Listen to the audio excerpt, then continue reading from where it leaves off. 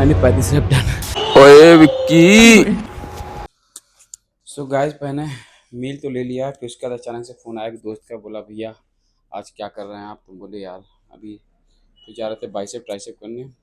तो बोला भैया कल आते हैं, करते हैं थोड़ा सा चेस्ट सेशन साथ में। तो बोले तो चेस्ट के साथ क्या करोगे? तो बोला ट्राइसेप करेंगे। तो बोले यार बहुत दिक्कत हो जाएगा। तो मैंने प्लान फिर बाइसेप ट्राइसेप को ड्रॉप करके मैं सोचा कि आज क्यों नहीं बैक और थोड़ा सा आप लोग के लिए बाइसेप का भी 2-3 एक्सरसाइज बता दूंगा, क्योंकि बाइसेप छोटा मसल है तो उसमें ज़्यादा ट्रेन नहीं करना होता मोस्टली। तो मेरा मील ख़त्म हो चुका है और टी शर्ट भी मैंने चेंज कर दिया इसीलिए, क्योंकि मैं सोचा था वो टी शर्ट जब सिंगल ट्रेंड करूँगा वाइट टी शर्ट तब पहनूंगा। तो फाइनली ये मैं प्री वर्कआउट क्रेटिन दोनों एक साथ लेता हूँ, क्योंकि वर्कआउट से पहले लेता हूँ। क्यों? क्योंकि ये मेरे दिमाग में कीड़ा कह लो, पर मगर ज़रूरी नहीं है कि आप अगर मौसम अच्छा है तो ज़रूरी नहीं कि आपको 8 लीटर 10 लीटर पानी पीना है क्रेटिन के लिए। बट हाँ, मैं इसलिए पी लेता हूँ क्योंकि मैं ड्यूरिंग वर्कआउट कम से कम 2 से 3 लीटर पानी गटक जाता हूँ। तो ये मेरे बॉडी को डिहाइड्रेट भी रखता है अच्छा खासा, और थोड़ा सा जो स्वेट वगैरह होता है उससे सबसे बड़े, जब पानी आप अच्छा पीते हो कंटिन्यू तो आपके स्वेट से पसीना जो निकलता है ना उसमें स्मेल भी नहीं आता। तो ये सब बातों का ध्यान रखते हुए भी मैं इसीलिए क्रिएटिन में पहले लेता हूँ, ताकि मैं ड्यूरिंग वर्कआउट ही पानी पी के पूरा जो कंप्लीट करना है या कर लूँगा सब फटाक से। तो चलो करते हैं बैक का इस वर्कआउट स्टार्ट। अब वार्म अप के बाद वो पहला एक्सरसाइज लेता हूँ भाई साहब, लेट पुल डाउन। और ज़रूरी नहीं कि मैं हर बार लेट पुल डाउन लेता हूँ, पर वही लेट पुल डाउन में वार्म अप लेता हूँ। मैं वार्म अप लेने के बाद एक वार्म सेट लूँगा और 3 वर्किंग सेट लूँगा। वार्म अप में ये मेरा टारगेट रहता है कि मसल को एक्टिवेट कर दूँ, अच्छा खासा ब्लड फ्लो आ जाए बैक में। तो उसके लिए मैं ज़्यादा एक मिनिमल वेट रख के जितना मैक्स टू मैक्स जितना रैप निकाल सकता हूँ अप टू फेलो तब तक मैं निकालता हूँ रैप। और जैसे मैंने लगा दिया है 35 kg लगाया, तो मेरा टारगेट रहता है कि 35 kg का लगाया तो 35 रैप कम से कम तो मारूँ। ये नहीं कि अगर मैंने 25 लगाया तो 25 ही रैप पाना नहीं। जितना मैं वेट कम करता हूँ उसी से हिसाब से मैं रैप बढ़ाता चला जाता हूँ। बट ये टारगेट था क्योंकि हैवी वेट भी है ये और मॉडरेट वेट भी है, टारगेट मेरा यही रहता है। चलो करते हैं स्टार्ट।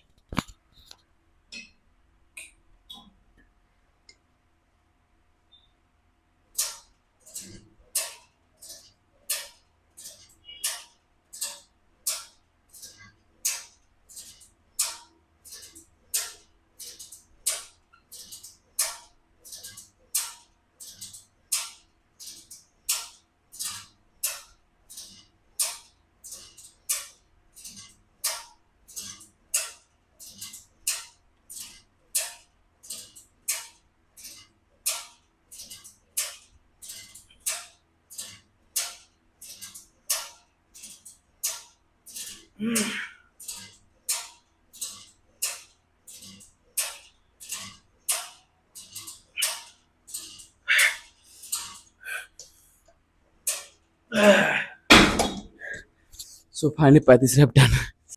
सो मेरा 2 सेट ऑलरेडी हो चुका है, ठीक है। तो भाई साहब ये है मेरा लास्ट सेट।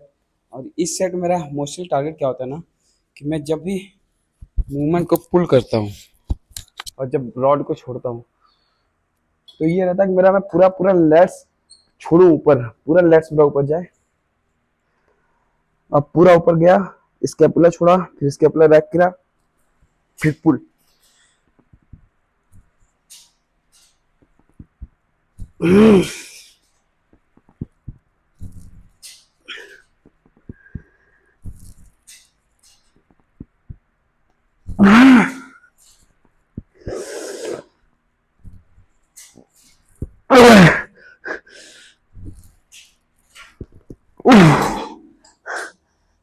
क्वेश्चन स्टार्ट करते हो ना तो भाई साहब मजाक बहुत सारे लोग उड़ाएंगे, क्या मिलेगा क्या कर लोगे।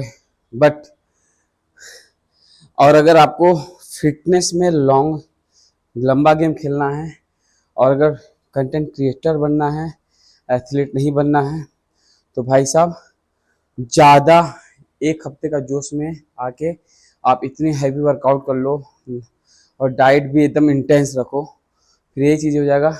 10 दिन करोगे 15 दिन करोगे फिर चीज़ें छूट जाती हैं। तो इसीलिए हर चीज़ को सिंपल रखो, इवन अपना वर्कआउट प्लान भी सिंपल रखो, क्योंकि लंबा खेलना है। तो जाहिर सी बात है थोड़ा थोड़ा चीज़ें बस देखते जाओ कि आपका मसल किस हिसाब से ग्रोथ दे रहा है, कौन सा डाइट अच्छा कर रहा है आपके लिए। तो उन सब चीज़ों पर थोड़ा सा रिसर्च करते रहा करो। उससे क्या होगा, एक तो आपको कंटेंट भी अच्छा मिल जाएगा और आपको अपना बॉडी भी लॉन्ग लाइफ लॉन्ग टर्म के लिए अच्छी मेंटेन हो जाएगी। पता चला मैं बैक कर रहा हूँ और आज जोश में हूँ। जोश में क्या मतलब कि एथलीट टाइप का फीलिंग आ रहा है कि अब तो मैं बॉडी बना के रहूँगा।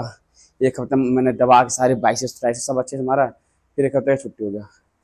अब मेरा क्या है कि मैं भाई नहीं करता हूँ वर्कआउट, कहीं से भी कुछ भी वर्कआउट कर लूँ, कहीं भी चला गया तो वहाँ पे भी 5-10 मिनट के लिए वर्कआउट कर लेता हूँ। बॉडी रिलैक्स हो जाता है, अच्छा लगता है, माइंड भी फ्रेश रहता है। और हाँ, इससे ही कहते हैं कंटेंट क्रिएशन।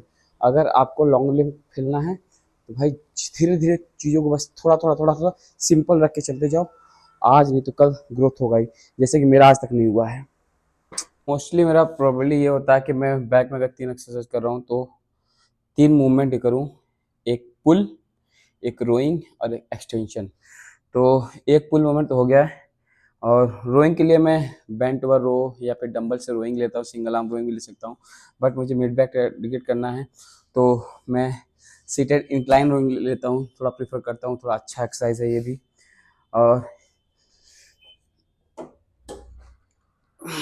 इसमें मेरा क्या चेस्ट सपोर्टेड हो जाता है तो थोड़ा सा उसकी वजह से मूवमेंट आपको, रेंज ऑफ मोशन भी अच्छा मिल जाता है।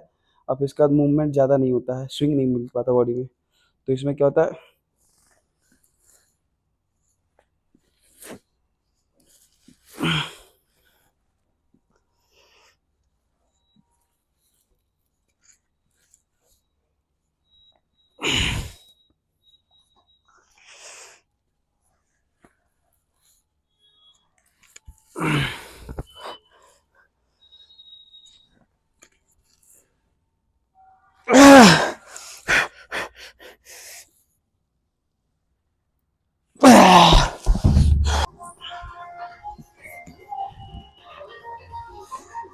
पुल हो गया, एक रोइंग मूवमेंट हो गया। और थर्ड एक्सरसाइज है एक्सटेंशन, जिसे स्टीफ आर्म एक्सटेंशन भी कहते हैं। मोस्टली लोग केबल क्रॉस पे करते हैं, बट मैं इस पे हमेशा लाइट पुल डाउन मशीन पे करता हूँ, क्योंकि इससे क्या होता है ना, सिंगल पुली हाई पुली होता है तो जिसकी वजह से टेंशन बहुत अच्छा मिल जाता है, और अब रेंज ऑफ मोशन भी।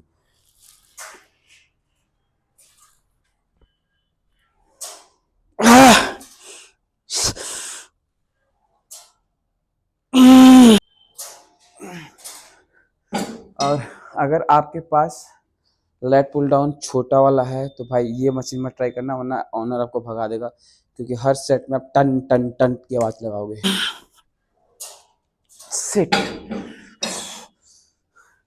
सो भाई ये रहा बैक का वर्कआउट। सो बैक हो गया, अब करेंगे बाइसेप ट्रेन। मोस्टली क्या होता है, जब आप बैक करते हो ना तो बाइसेप्स का वार्म अप हो जाता है, तो जरूरी नहीं कि जब आप बाइसेप वर्कआउट कर रहे हो तो उसमें भी आपको फिर वार्म अप करना पड़े।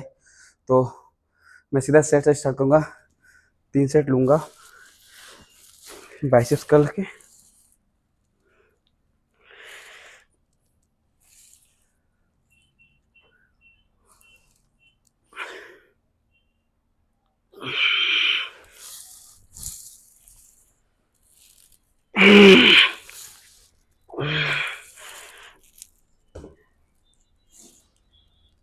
सेकेंड एक्सरसाइज है मेरा जो है वो है फीचर कर्ल।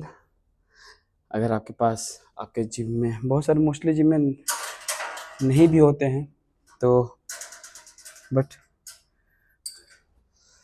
तो आप उसकी जगह कंसंट्रेशन कर्ल भी मार सकते हो डंबल से।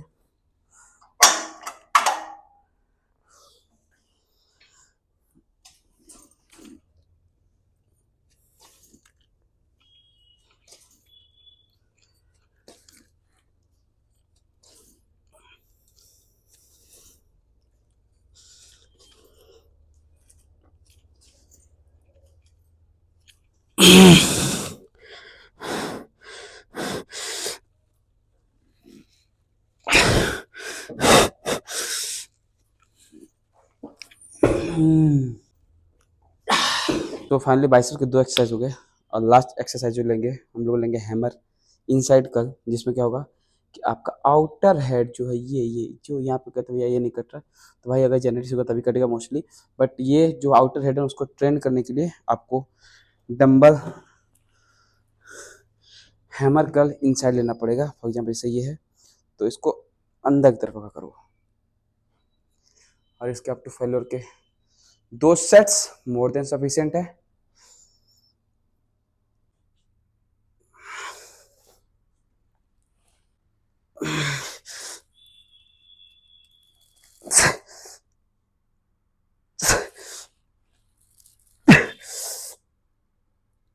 भाई साहब फाइनली हो गया बैक बाइसेप्स खत्म।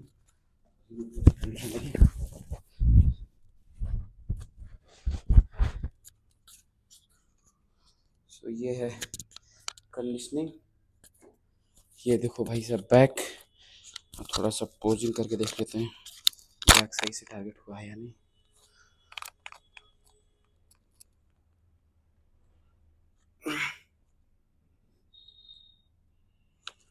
Nice pump.